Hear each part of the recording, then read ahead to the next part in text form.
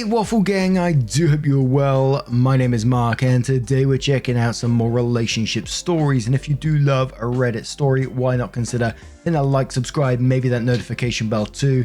Let's crack on with today's first story, which comes from Birthday Book and says, "Am I the arsehole for wanting to keep an expensive birthday gift that makes my boyfriend uncomfortable? I, female, just turned 25. Have a friend, Logan, male 25, and we've been friends since we were 7 or 8. I have a boyfriend, Matt, who I've been dating for 7 months. My birthday was last week, and I had a dinner party for some friends before we all went out to a club. There was 8 of us, including Logan and Matt. We had a little bit of a gift opening before dessert, and Logan gifted me an old copy of The Great Gatsby. The book has special significance to us because for many years Logan and I lived in different countries. We kept in contact, but we didn't see each other in person for about 4 years. We finally got our parents to agree for me to fly to his country to visit in 2013. We were talking about what we were going to do on the visit, and I really wanted to go and see The Great Gatsby movie, which had just come out, as it is my favorite book. Logan had never even heard of it, and I said he had to read it before we went to see the movie. Logan was never academic, and to this day, it is the only fiction book he's ever read all the way through, not counting children's books. Whenever I ask him to do me a favor, he always replies with, "I read The Great Gatsby for you, so I may as well," and it's a running joke. We always go big on birthdays, but this book means so much to me. The day after, Matt said he felt the book was an inappropriate gift because of how expensive it is. I tried to explain to him that it's just a sentimental gift and that the cost isn't the point. But Matt said he feels weird that another man gifted me something that costs more than his car. This argument went on for a long time, and Matt said that he thinks I should return the book. And if it means so much to the both of us, then Logan can keep it. I told him to grow up. We've been having this fight on and off for a week. Matt's saying that it's reasonable for him to be uncomfortable, but I think he's being a jealous child. It's not like Logan gave me a giant diamond necklace just to show off. He gave me something heartfelt that means the world to me, and I think that should be more important than the fact that Matt thinks it's outside what he deems an acceptable budget. My mother is saying to give Matt the benefit of the doubt and maybe ask Logan to keep the book for now, and if one day Matt is more secure, I can take it back. My dad is saying Matt's an idiot. My girlfriends are split. This argument is just dragging on, and I'm leaving for my birthday trip tomorrow and just need some perspective on whether I'm being unreasonable wanting to keep the book. Edit. For everyone asking about the book, it is a 1925 edition, well known to be fairly rare. The prices vary, but it's Googleable if you really want to know. There are a range of prices and it's somewhere in the middle. I'm not going to say the exact amount. For everyone asking why I'm not dating Logan or why I never did, I explained this in detail in several comments, but this is the most comprehensive and reflective one I think. There was a YouTube segment of Olivia Colman and Emilia Clarke having tea together, and Olivia said to her, "What's your favorite item in your wardrobe?" or something similar, and she said, "A beautiful Chanel cardigan that I really love and I've never worn because it just doesn't suit me," and it just reminded me of that. It's not that I don't absolutely adore Logan, I do. I can unreservedly say he's my favorite person in the whole world. But if you ask me why I'm not in a relationship with him, I don't have a concrete answer. Because there's nothing about him I don't like, but it's just never happened. And I think he would say the same thing. When I think of the way he was with his ex and the ones I've had, including Matt, I don't see us being that way / those people for each other. And we'll start straight in the comments with Beck2010, who says, "Your dad is a smart man. Listen to him. Logan gave you a gift that holds sentimental significance to both of you. If it had been a girlfriend who had given it to you, Matt wouldn't care. He cares only because he is jealous. Not the arsehole, keep the book." And to put a little perspective on how Matt needs to stay in his own lane, you've known / been with Matt for 7 months. Logan has been your friend for 204 months. Logan is a long-term friend. Matt has been in your life for a hot minute. Edited to add, please secure the book. Matt may destroy it, hide it, or even sell it, and maybe you should break up with Matt. Per your mother, he's insecure. Dragonfly OK says, "Not the arsehole, it's a lovely and thoughtful gift. His insecurities are his to deal with. Perhaps Reddit has ruined me a bit, but please keep the book in a safe place for now so Matt can't do something like selling it behind your back. Wing Shooter says, this space is wild to me. You reverse the sexes and it's a pick me girl or a homewrecker trying to steal your man. Are we sure Logan is cool with just friends? No one's an asshole here, keep the book.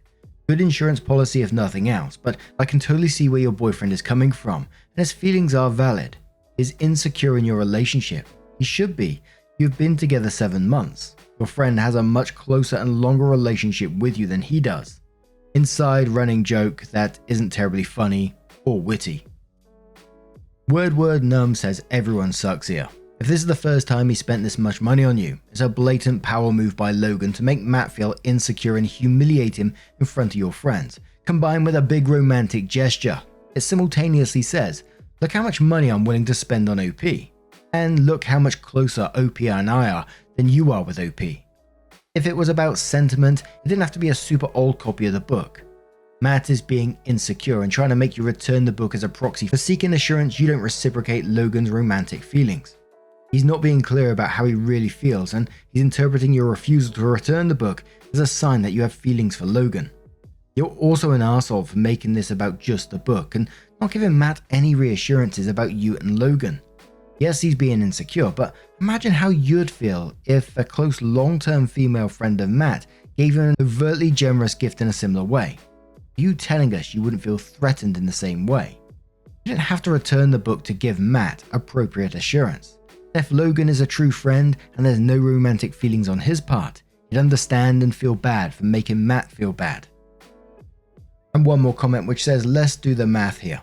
Take a super close male friend plus give him a super sentimental gift to you, plus that gift being insanely expensive, equals Logan is 100% into you. You're the arsehole, and if I was Matt, I would run the opposite direction from this situation. Don't be surprised when Logan reaches out to comfort you after you break up. So OP does update the post, and they said, so I got some requests for an update. And I did say I tried to post one, so here it is. Coming to you from a Mediterranean island that has been very unkind to my waistline. I just want to first say a huge thank you for all the responses.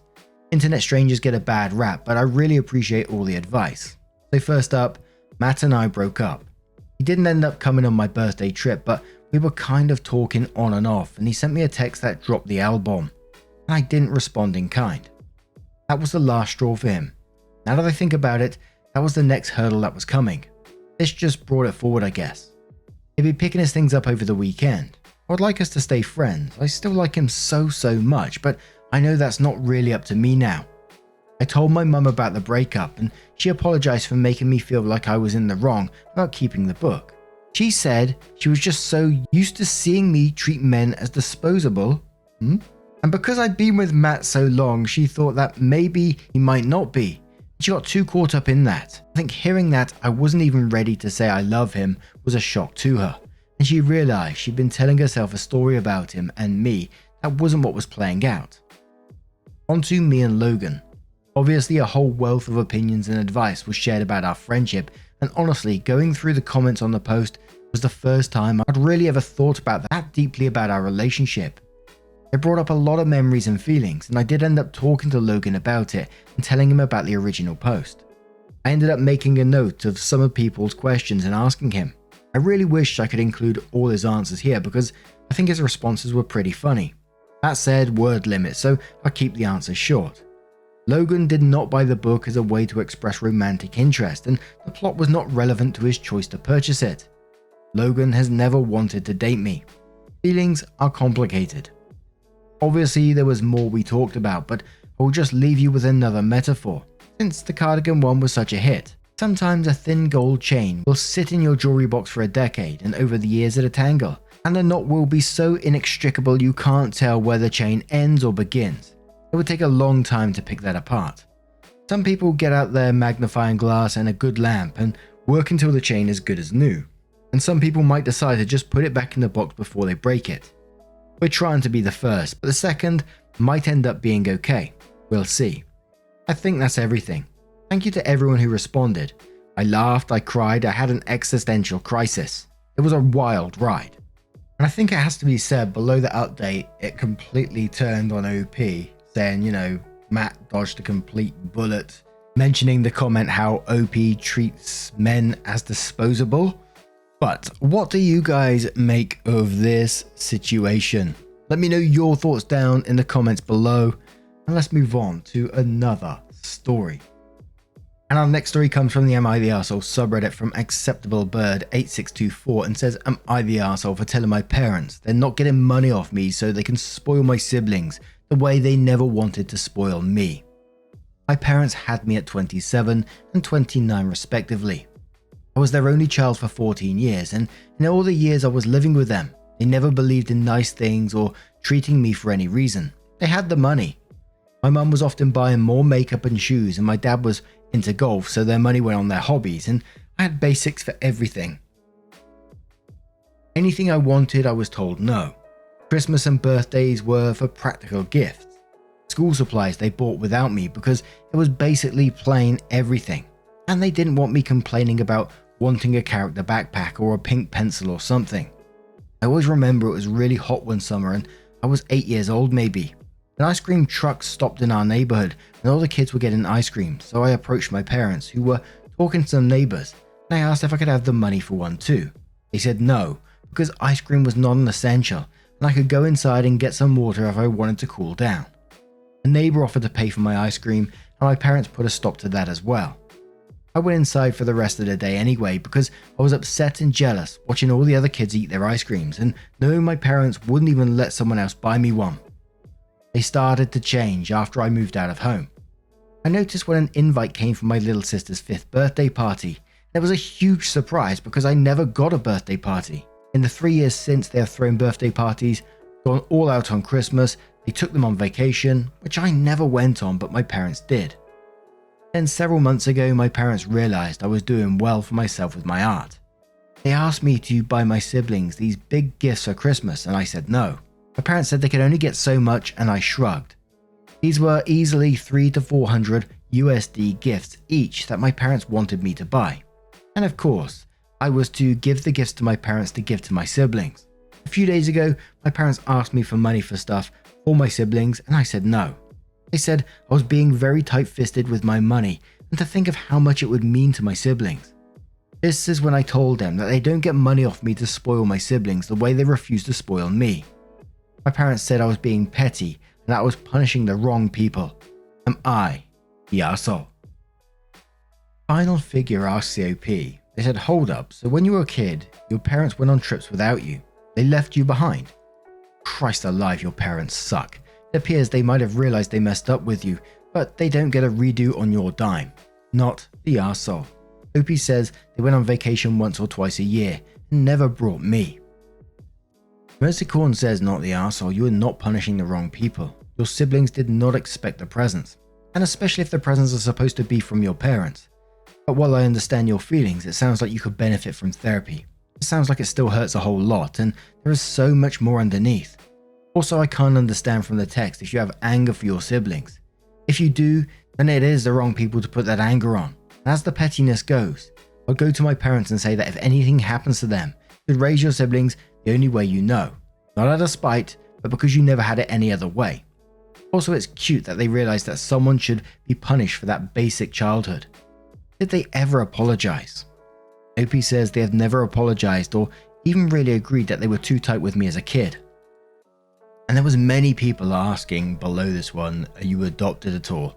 And comparing it to a very, very similar situation that they've seen where they adopted a baby and then years later they had a baby themselves and how they get very, very different treatment. And OP does confirm this, and I'm confident in the fact that I'm not adopted, which is just incredibly sad. And like some of these comments that I'm reading, you can see the pain in OP's writing and how they feel and how that must have felt as a child. Them going on holiday, on vacations and leaving you. The fact that you can remember that time when you didn't get that ice cream and someone offered to get it to you and they still refused. It's just incredibly heartbreaking. But what do you guys make of this situation? Let me know your thoughts down in the comments below and let's move on to another story. And our next story comes from Miserable Pattern 1881 and says, am I the arsehole for telling my husband I don't want to go to the beach with him anymore. My husband, 31 male, is very aware that I, 27 female, enjoy the beach.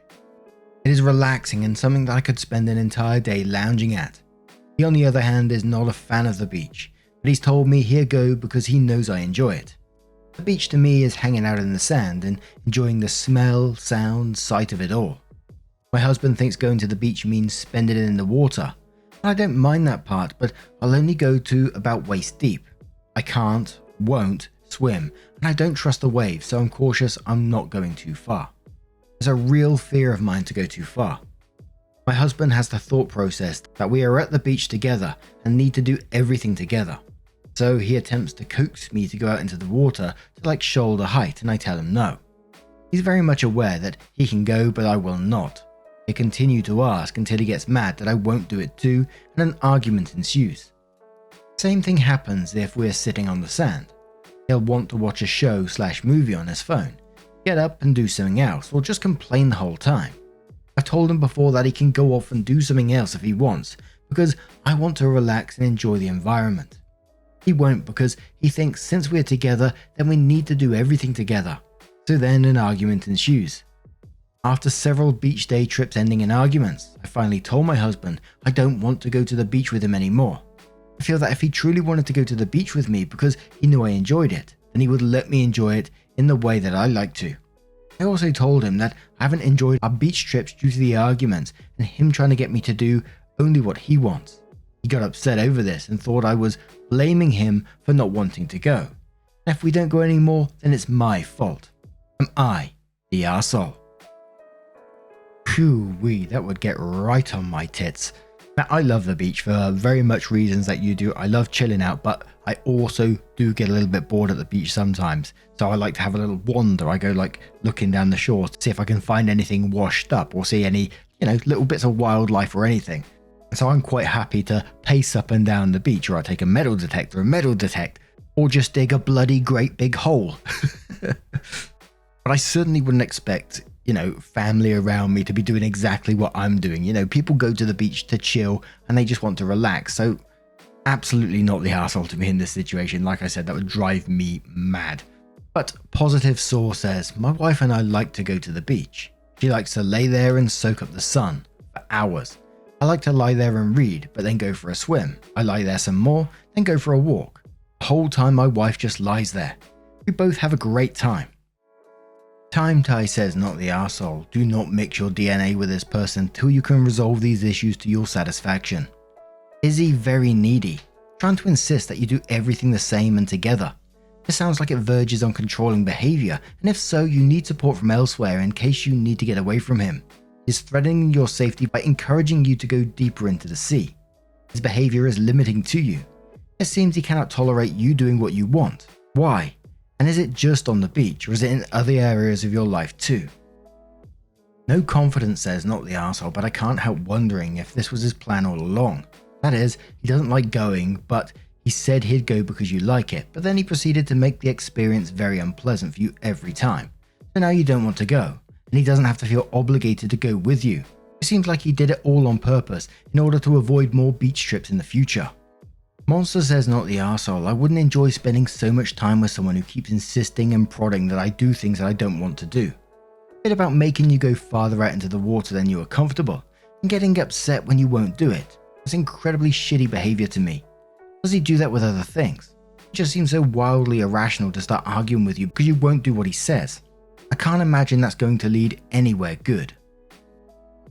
One more comment from Saving Surround, who says, this is difficult, but I'll go with everyone sucks here. He knew you loved the beach and maybe he wanted to share that experience with you. Participating in something you love with someone you love. When he realized that all you wanted to do were solitary and solo activities, he seemed upset. He came to spend time with you, doing something you love, and all you want to do is sit there alone. He was definitely too pushy with swimming and should have respected your boundaries with that. That definitely makes him an arsehole. But honestly, if you knew that your love of the beach was best experienced alone, you should have said no the first time he asked to go with you. Or at least clearly explained to him what you did at the beach and how it wouldn't be the best couple time. Instead, you went with him several times and, according to your own post, it seems like he was doing all the effort to spend time with you while you just wanted to do your own thing. that makes you an asshole too. If you're hanging out with someone, the focus should be on that someone, not the activity itself, unless you both specify that you're okay doing it alone. I agree that you should stop going to the beach together as you clearly don't enjoy it together, but you shouldn't completely blame him. He was trying to spend time with you doing something you loved, me. To me, it came off as I love you and I love the beach, but we're at the beach. Leave me alone because I can enjoy it better when you are not there. You mentioned he complained a lot. If I were to hang out with someone and all they did was sit there and not spend time with me, I'd complain too. That said, you are both assholes and need to communicate better with each other. Interesting comment, but now I'm going to turn this one to you guys. What do you guys make of this situation and how would you deal with it? Let me know in the comments below. Now, just a huge thank you from the bottom of my heart for getting involved in today's stories. Your love, your support, your time always means the absolute world to me. So thank you so much for being involved. Truly, it's absolutely incredible. And hopefully I'll see you in the next one. Take care and much love.